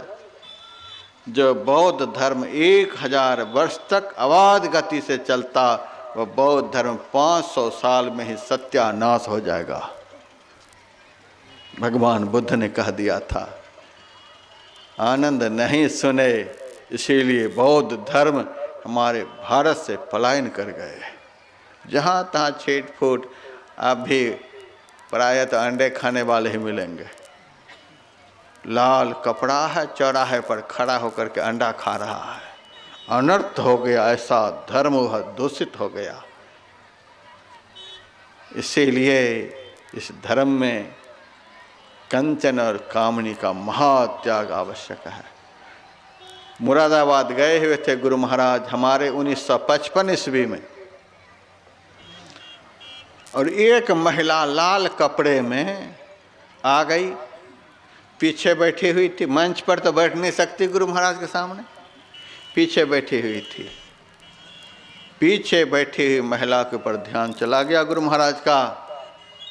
वहाँ के सत्संगी हमको सुना रहे थे, और ध्यान चला गया गुरु महाराज का। और गुरु महाराज ने कहा वो कौन बैठी है, लाल कपड़े में कौन औरत बैठी हुई है। गुरु महाराज ने कहा कौन बैठी है, तो वो उठकर खड़ी हो गई। गुरु महाराज ने कहा अभी तो इस सभा के अंदर से बाहर हो जाओ। यदि तुम मुझे अपना गुरु समझ रही हो तो इस पंडाल की, संत मत की संस्था की मर्यादा की रक्षा करने के लिए इस पंडाल से बाहर निकल जाओ। डर के मारे निकल गई। फिर मुरादाबाद से गुरु महाराज का कार्यक्रम था बदायूं में।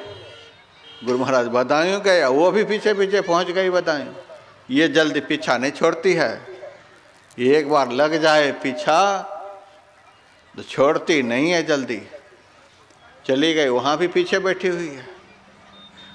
वहाँ के सभी सत्संगी को बुला करके गुरु महाराज ने कहा, यदि आप लोग मुझे गुरु मानते हैं तो मेरी आज्ञा है कि इनको अभी बदायूं से बाहर कर दो।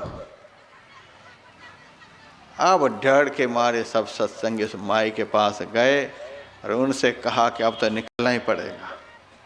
तब ये गैर सत्संगी उन्होंने कहा, हम तो दीक्षा नहीं लिए हैं, अब बहुत दूर से माई आई हुई है, रात के 9 बज रही है, अब कहाँ भगाएं, रात भर रखते हैं अपने घर में और सुबह इनको ट्रेन पकड़ा देंगे। हमारे संत मत की यह मर्यादा है, हमारे संत मत सत्संग की यह मर्यादा है। हरिद्वार में अब हम 1-2 दिन भी नहीं ठहर पाते।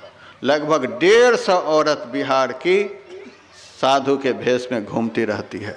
150 औरत। संत मत की कोई प्रतिष्ठा नहीं रह गई। आजकल थोड़ी सी बात पति से हो गई, बस लाल कपड़ा पहन लिया।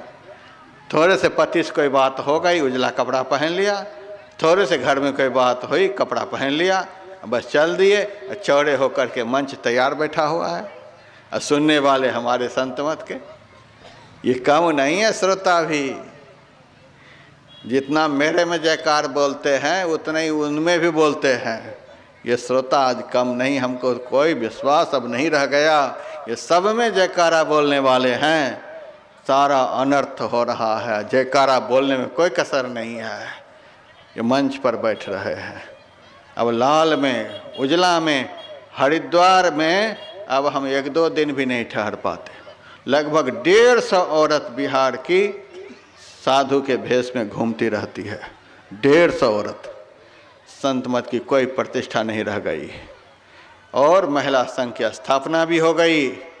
आश्रम में रह रहे हैं स्थापना करने वाले, कोई कहने वाला नहीं है। जहाँ तहाँ बैठ रहे हैं, जहाँ तहाँ घूम रहे हैं, जहाँ तहाँ बैठ रहे हैं, जहाँ तहाँ घूम रहे हैं और बराबरी में टक्कर में विदाई भी लेते हैं। और आप लोग देते भी होंगे। मेरे डर के मारे कोई मंच पर नहीं बैठते, लेकिन पंडाल से भी जब विदाई की घड़ी होती है तो खड़ी होने लग जाती है। खबरदार, जो हमारी संस्था, हमारे सद्गुरु के नियम के खिलाफ चले, उनका सहयोग, समर्थन कभी भी सत्संगी भाई बहन को नहीं करना चाहिए। हमारे सद्गुरु हमारी संस्था का खिलाफ है। नारी जाति को बहुत मर्यादा से रहना है। भाई के साथ आप रहें।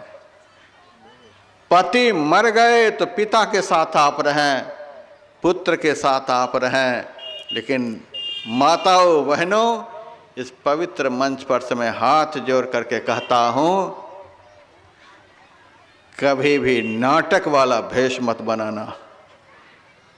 ईश्वर का भजन सभी भेषों में होता है। मानव का शरीर होना चाहिए। इस संस्था को दूषित मत करो, इस संस्था को प्रदूषित मत करो। सद्गुरु की कीर्ति पर कलंक मत लगाओ। प्रत्येक शिष्यों का धर्म बनता है सद्गुरु की कीर्ति के विकास में तन मन धन को झोंक देना। सहयोग करो। इस संस्था सद्गुरु की कीर्ति को नष्ट नहीं करो। हमारे गुरुदेव ने भूखों रह रह करके बहुत परिश्रम किया है संत मत को आगे बढ़ाने में। दिल बड़ा दुखता है इन दृश्यों को देख करके। मठ, मंदिर, महिला, महल, द्रव्य, बहुत आमदनी झड़ने लगेंगे। बहुत के पास तो ऐसे झड़ते हैं, जो ध्यान में आगे बढ़ते हैं तो ऐसे झड़ते हैं। तो झड़े तो खुश नहीं होना है। यदि तुम्हारी साधना से प्रभावित होकर तुम्हारे पास कोई धन को झाड़ रहे हैं, तो झाड़ने वाले को झाड़ने में जितना समय लगे उससे कम समय में तू भी उस धन को इधर उधर झाड़ देना। साधु को कभी भी धन संग्रह नहीं करना चाहिए। आए झाड़ दो, इतनी जल्दी से झाड़ो, उस धन में मन कभी टिके नहीं। धन में यदि मन टिक गया तो आगे बढ़ना मुश्किल हो जाएगा। ये विघ्न है, ये विघ्न है, ये पाप का तीसरा रूप है। किसी जन्म का पाप जब हावी हो जाता है तब इन सब चीज़ों में मन आकृष्ट होता है। मठ, मंदिर, महिला, महल, द्रव्य, भूमि, परिवार। ताज्जुब है, लोग हमसे लाल कपड़ा मांगने के लिए आता है। लाल कपड़ा पहन करके हम कहते हैं रहोगे कहाँ? रहेंगे घर में, घर में रहेंगे। सच्चा सन्यासी के लिए शास्त्र का नियम है कि वे सच्चा सन्यासी 50 कोस पूरब, 50 कोस पश्चिम, 50 कोस उत्तर, 50 कोस दक्षिण अपने घर से दूर रहे। सच्चा सन्यासी के लिए शास्त्र का यह प्रमाण है, 50 कोस पूरब, पश्चिम, उत्तर, दक्षिण घर से दूर रहे। स्वप्न में भी यदि सन्यासी को अपने घर परिवार का स्मरण हो जाए, उनका सन्यास व्रत नष्ट हो जाता है। इन सब बातों पर ध्यान देना होता है। आज कमी नहीं दिखलाई दे रही है, आचरण कहाँ और जमात बढ़ता चला जा रहा है। मठ, मंदिर, महिला, महल, द्रव्य, भूमि, परिवार, ये साधु को तब मिले। कोई भी साधना करने वाले हों, यदि ये सब प्रलोभन आपके जीवन में आए, समझ लेना ये सूक्ष्म विघ्न आ गया। जन्म जन्म का किया हुआ पाप ये विघ्न के रूप में आ गया। इनको लोग मजा समझ रहे हैं, सम्मान का संसाधन समझ रहे हैं। ये सम्मान के संसाधन नहीं, ये आपको दुर्गति में ले जाने वाले विघ्न आ गए। इनसे सावधान रहना है। हनुमान जी भगवान श्री राम के सामने बैठे हुए हैं। अब भगवान श्री राम उस वक्त सारे बंदर भालू को बहुत कुछ बांट रहे हैं। किसी को किष्किंधा का राज दे दिया, किसी को लंका का राज दे दिया, किसी को कुछ दिया, किसी को कुछ दिया, किसी को कुछ दिया। हनुमान जी से भगवान ने कहा, बेटा हनुमान, तुम्हारी जो इच्छा हो मेरे से मांगो। हनुमान जी ने कहा, हम मांगेंगे नहीं। कहा क्यों? हमको पहले से मिला हुआ है, हमको पहले से मिला हुआ, हम क्यों मांगे? तुम्हें अभी हमने दिया कहाँ जो तुम कहते पहले से मिला हुआ है। कहा महाराज प्रभु आपने सबको तो एक एक पद दिया, लंका का पद, किष्किंधा का पद, मथुरा का पद, सबको आपने एक एक पद दिया। हमको तो पहले से ही 2-2 पद प्राप्त हैं। का 2 पद कौन से? का भगवान चरण को भी तो पद ही कहते हैं। आपके 2-2 चरण हमें प्राप्त हैं। अब इस भाग्यवान हनुमान को और क्या चाहिए? उसी तरह से सद्गुरु के दोनों चरणों में हमारी यदि भक्ति हो जाए तो इससे बढ़कर के शिष्य के लिए क्या उपलब्धि हो सकती है। सद्गुरु के चरण हमारे अंदर से कभी भी हटे नहीं। शिष्य के लिए इससे बड़े उपलब्धि कोई हो ही नहीं सकती है। सबसे बड़ी उपलब्धि सद्गुरु के चरणों में शिष्य का प्रगाढ़ प्रेम का हो जाना है। सब कुछ झड़ेगा। सद्गुरु के चरण से सब कुछ झड़ते हैं। इस चरण को छोड़ करके व्यभिचारी भक्त मत बनो। ये अनेकों विघ्न जो हैं पाप के ही तीसरे रूप हैं। अब जल्दी से चौथा भी सुनाई दूं, आप लोग बोर होते होंगे।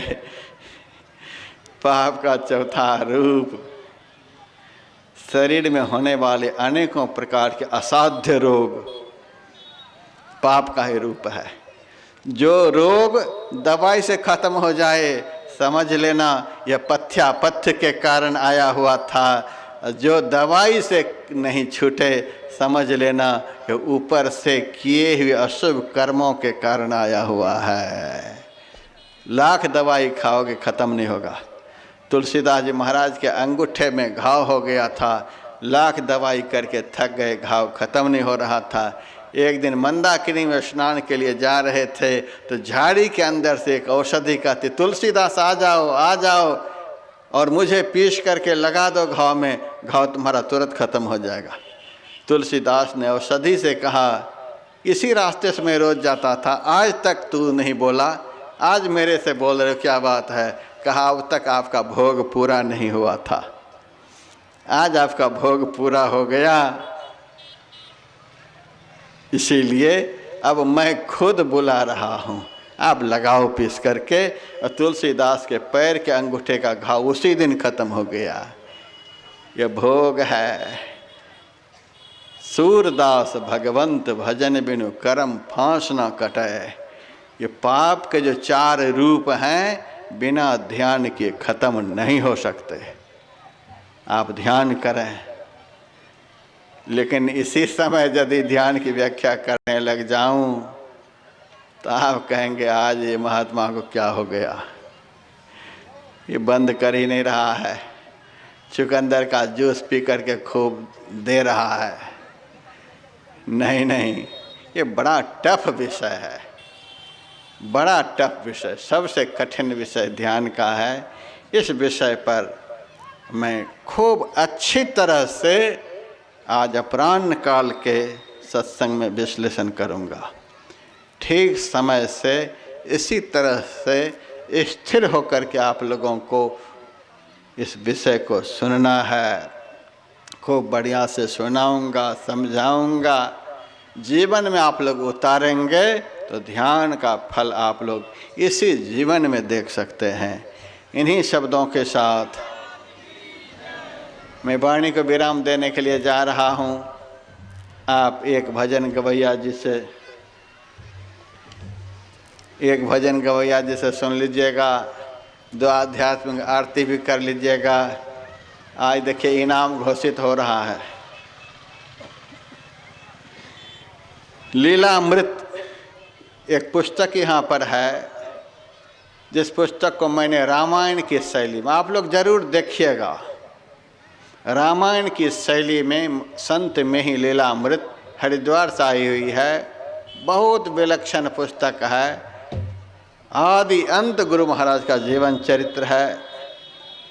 उस जीवन चरित्र पर और गुरु महाराज का एक ग्रंथ है 2.25 किलो का, 251 प्रवचन का संग्रह उपदेशामृत। उस ग्रंथ पर 100 रुपए की छूट बेंगलोर से एक बहन है इंदिरा अग्रवाल, मेरे प्रवचन को देश विदेश के लोग अभी सुन रहे हैं, तो बेंगलोर से फोन आया है कि बाबा अररिया में जो सत्संग का कार्यक्रम हो रहा है, गरीब सब लोग उस क्षेत्र में हैं, यदि लेना चाहें तो उस ग्रंथ पर 2 ग्रंथ पर 100 रुपये की छूट। संत में ही लीलामृत, संत में ही उपदेशामृत, उसके अलावा वचनामृत है, अनुभव प्रकाश है, धर्म की रीढ़ है, बहुत सारे धर्म ग्रंथ। भजन कैसे करना चाहिए पढ़िए, चल हंसा निर्देश, जो अंग्रेजी पढ़े लिखे हुए हैं, इसका अंग्रेजी अनुवाद भी है, inward journey of the soul, पढ़िए। और भी बहुत सारी पुस्तकें हैं, उतना नाम बताना मुश्किल है, पढ़िएगा उसको जरूर। एक पुस्तक प्रसाद के रूप में, ये सदगुरु की हाट है, यहाँ से ज्ञान का संसाधन लेकर के जाइए। बहुत माताओं को मैं शाम में देखा था, कोई तेजपत्ता का मुठा लेकर के जा रही थी, देखो ही फुक्का लेकर के, कोई झाड़ू लेकर के। हे भगवान, ये झाड़ू तेजपत्ता ये सत्संग का प्रसाद, इस सत्संग का प्रसाद यही है। हरिद्वार से एक दुर्लभ ग्रंथ। मुझे पैसे चढ़ाने के लिए आप लोग कोई नहीं आए। हमें लड़के की शादी नहीं करनी है, लड़की की शादी नहीं करनी है, घर मकान नहीं बनाना है, जो कुछ भी होना था गुरु महाराज की दया से संपन्न हो चुका है।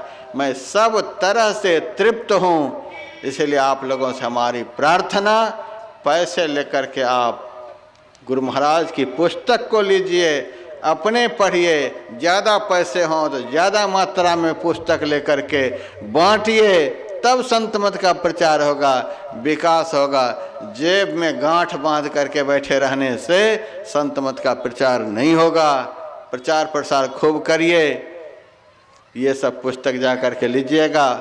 एक पहले भी बहन ने धरहरा में, उस बहन का नाम है बबीता चमरिया, उन्होंने भी छूट दी थी धरहरा में। पंजाब के एक भगत थे वेद प्रकाश जी, कोई न कोई फोन कर ही देता है, हमारी तरफ से इस पुस्तक पर छूट, हमारी तरफ से इस पुस्तक पर छूट। इस छूट का आनंद आप लोग ले लीजिएगा, नहीं तो आज के बाद प्राण जाएगा। छूट का आनंद क्या लीजिएगा। अपना अपना घर जाइएगा, कुछ न कुछ ले करके। जय गुरु महाराज।